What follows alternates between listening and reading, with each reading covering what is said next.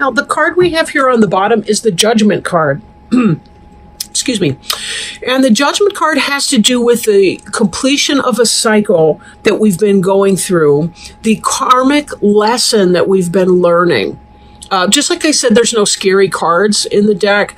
They're all designed to help us break karmic cycles and patterns, to learn the lessons from any karmic experiences we've been going through so that we can rise above and beyond. I don't know if you can see it, but there's somebody on a horse, or excuse me, it's worse, it's a reindeer flying over a rainbow. That may seem like a silly image, but the idea is that we have learned something. And even with these two trees here, we have moved through kind of a doorway to a more enlightened state of being. And this polar bear here has just crawled out of this cave, which is something of a womb-like symbol, where he or she has gone within to understand life and to emerge from this reborn. Right, so there's a rebirth image in this. So let's take a look at the rest of the cards in here and see. I do want to point out, though, this is grabbing me right here. Just underneath the Judgment card, we have the Sun card, which is truly the happiest card in the deck. Once we release our karmic baggage, our karmic lessons, we can move on to such a happy and joy-filled state because we're lighter, we're ascending, we're becoming closer and more connected with our truest self and our truest purpose. And there's such beauty to be had within that. So all of this is leading you towards that path of enlightenment along your way. Now, the first card we have here is the King of Stones, which is represented by horse. Horse is about travel, about movement. Now, typically, stones is the slowest suit. The King of Stones can be very slow.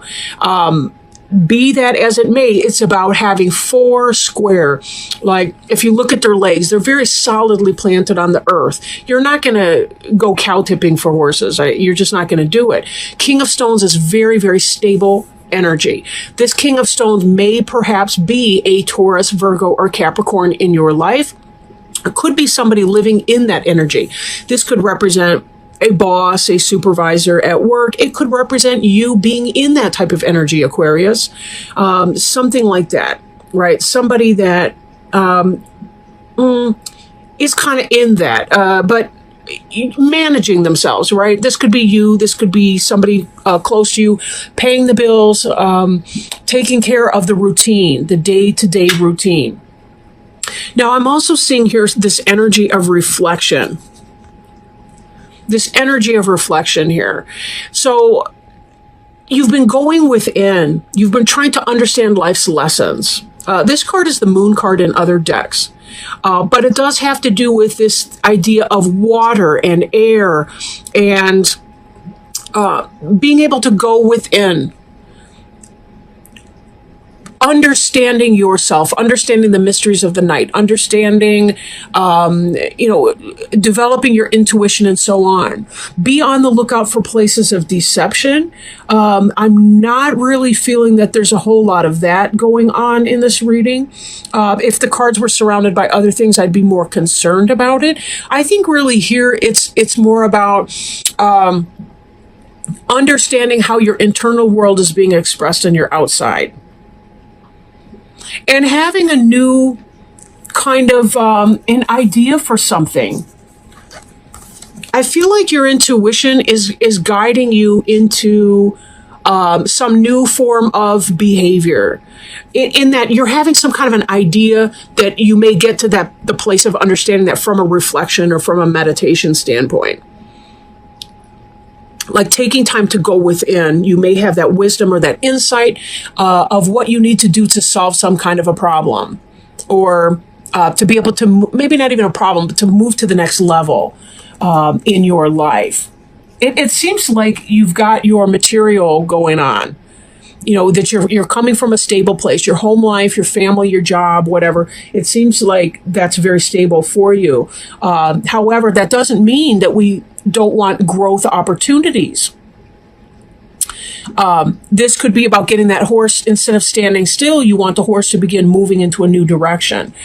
Stagnation can lead to boredom, and boredom can be a destructive energy. We can become angry in our boredom, or complacent, or unappreciative, or any number of negative things can tailspin out of stability. I know that sounds weird. We want the stability, but we also want to be able to, we want to feel grounded, but we want to keep climbing higher and higher into the branches to see what's up there. Some of the best sunlight is attainable to us the higher we climb. Now, some of you may have some kind of a challenge that you're going through. Two of Stones, these rabbits here are boxing. They are not celebrating or playing. They are struggling for dominance. So it may be that for some of you, there's some kind of workplace drama that's going on. I mentioned your workplace because the centerpiece of this is your skill, your Eight of Stones. Eight of Stones is about productivity and working on a task. I feel like some of you are really just, you're interested in just kind of keeping your head down and getting your work going on, but then there's somebody trying to create drama at the workplace. That's kind of how it looks.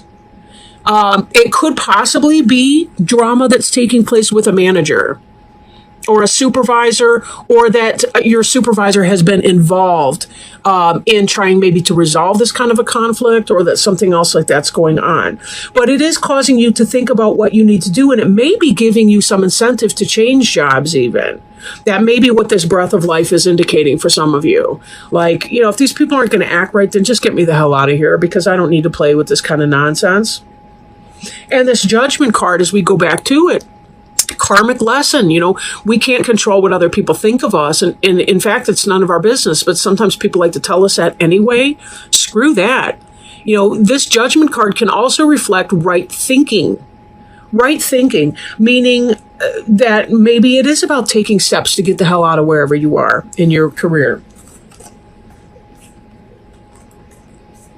And I do feel, this is just coming in right now, like, for some of you, whatever this drama is with this Two of Stones card, it could be triggering something that has to do with a more, a deeper issue. Like a link to some childhood or earlier stage issue. Like maybe you're finding that this drama at work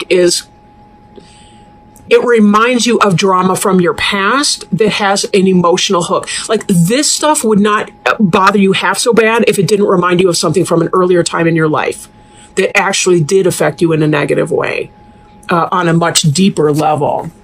So that may be playing in, and that might be some of this karmic lesson that it's about overcoming and learning from. This Guardian coming up here. This Guardian is about facing our demons, facing the challenges. It seems that you're willing, to go in here and do this, right? It seems that you're looking at that. That's what this reflection is all about, is being able to understand where you're coming from so that you can face the Guardian and challenge the Guardian of the cage. This is a dead cave bear, basically. He's like a living corpse. He's all tattered. This scary, scary cave, this is sort of where our shadow side likes to hide and create problems for us if we don't understand what's going on in that. This reflection card indicates, though, that there's a really, really great part of you that is about looking into that I don't feel like you're coming from a place of fear the way some may. You do not have to fear what is inside this cave, because it's all about our relationship with ourselves.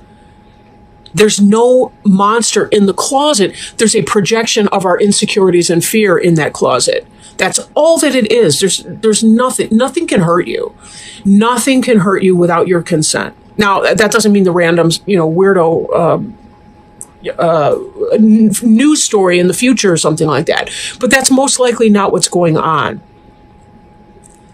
this type of stuff, it's always about ourselves. When somebody calls us a name and it hurts our feelings, it's about us allowing it to hurt our feelings because it's tying into a deeper wounding. Somebody somewhere at some place in time who was more important than this fool right now said something to us, and it actually did matter because it was probably a family member or a teacher or someone we looked up to, somebody that we actually cared about. And this fool in front of us now is triggering us.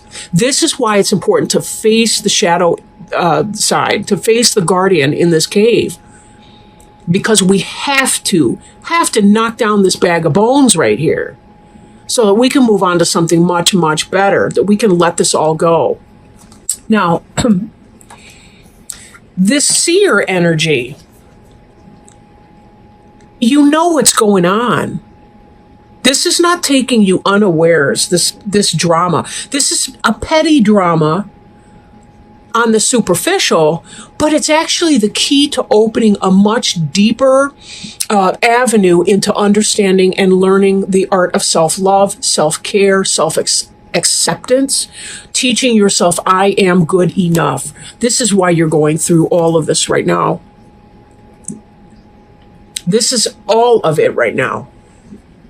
This guardian is only as scary as you make him out to be. Because that workplace tiny little drama, or it could be, drama with your teenager or whoever's, giving you pause at home or whatever. I do think that for a lot of you, it's the workplace, but it doesn't necessarily have to be. That King of Stones could be your husband. It could be, a daughter that's got a ramrod personality. It could be anybody, really. Take it as it resonates because it's your unique experience. This is a general reading here, but I don't feel like this is somebody that's really, really destructive or going to destroy you or anything like that. I think this is about, they are giving you, in a weird ass way, they are giving you a very deep ability to overcome this for once and for all. That you don't have to go through this type of experience again. You can totally disempower this person by claiming your own personal power. And this is where it's going. We've got this Page of Wands here. Page of Wands is about new beginnings of things that we're passionate about. It's about a start. But you'll notice too, look at the bottom here. We've got a stoat that's holding, I don't know if that's a baby stoat or like food, but you see these other two, they're curious, they're getting along. This is about a happy family, and this is about the beginning of new passion, right? This branch here is growing greenery on it. It's new life is coming in, and your outcome from all of this is respect. Guarding yourself, protecting yourself, you better believe it. You better be sure, yes. But it's about new start in your home, new found respect for yourself and from others to you. Sometimes when we say, no, that's not okay, that's when we do hear respect from other people, even if they don't like us and even if they don't want to hear that big fat no. Sometimes that's exactly what they need to hear before they will back off. And then they're learning too, hey, she seemed so quiet. She seemed like an easy target because I'm a bully. But you know what? She said no, and sometimes big surprises come in little packages. So, self-care, ladies and gentlemen, self-care. Choose your battles, but when you do, stick up for yourself. And understand that every person in our life is, in a sense, kind of like an extra in the movie of our life. Or they're something about them is a part of us too. Like, how do I want to explain that? If someone outside of us, someone at our workplace is picking on us or being, mean or bitchy or whatever it is that they're doing to us, they're teaching us about something important. Every person's our teacher. And usually if we dig deep enough, there's something we can relate to in someone. They're either pissing us off because we do value ourselves and therefore we need to put down the no on that, or they're teaching us about letting go of valuing people's opinions who are ultimately not important. Like, they're very tiny extras in the movie of our life, and they don't play any kind of a key role. And as such, we don't need to give them the kind of power that enables their lousy comments or whatever to hurt us deeply. Now, I am shuffling these cards to have one other piece of wisdom that we can take with us today. It is the Animal Wise Tarot by Ted Andrews. And it seems that this is just based on the previous parts of the reading, this just seems like it's spot on. Reclaiming power and fruits of labor. The jaguar is also known as a panther. Related to the leopard family of large cats, it is even more powerful. An animal of great mysticism and significance, jaguar's appearance reflects a time of reclaiming our own power. Whether it was lost, stolen, or broken, there is arising a time to claim our power and express it again, even more strongly and solidly than if we had not lost it in the first place. We will now be able to enjoy the fruits of our labors. The jaguar, like most large cats, is a stalker who will patiently wait until its prey is close enough to strike strong and hard. When jaguar appears, our patience is about to be rewarded, but we must strike when the opportunity presents itself. The jaguar's strike has great power, and it will often bite through the temporal lobe of its prey. They have even been known to shear off the heads of other animals with a single swipe of their claws. Because of this, when jaguar appears, we should trust in our own instincts and not those of others to know how best to attack. Because jaguars stalk, it is important when this animal appears not to let others know of our plans. Otherwise, the opportunity to reclaim what is rightfully ours might be missed. The jaguar is endowed with great magic and ability. This cat can climb, run, and even swim better than the tiger. Because it functions so well in so many environments, the jaguar is a symbol of mastery over dimensions in which others cannot survive. Its appearance heralds good opportunities from various directions. Our efforts and patience are about to be rewarded in far greater ways than we had anticipated.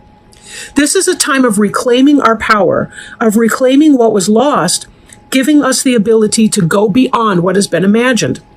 If we pursue the opportunities with discipline and control, we are bestowed with the blessings of the hero's quest, and the promise of the return to the hero's path will manifest within our life. I will read the reverse here. The Arawak people say that everything has jaguar, that nothing can exist without it. Stories abound of revenge, abductions, and even great cures through the use of jaguar power. If jaguar is in reverse, we may need to be cautious about others stealing our power or our opportunities. We may be letting others know of our plans and intentions and thus giving away our strengths and possibilities before we get a chance to act upon them. Remember that jaguar stalks silently. The time to discuss plans or possibilities with others is after we have captured the prize. Jaguar in reverse can imply situations around us are not what they appear to be, or we may be disappointed with the results of our efforts at this time. The jealousy of others or ourselves may be undermining our efforts.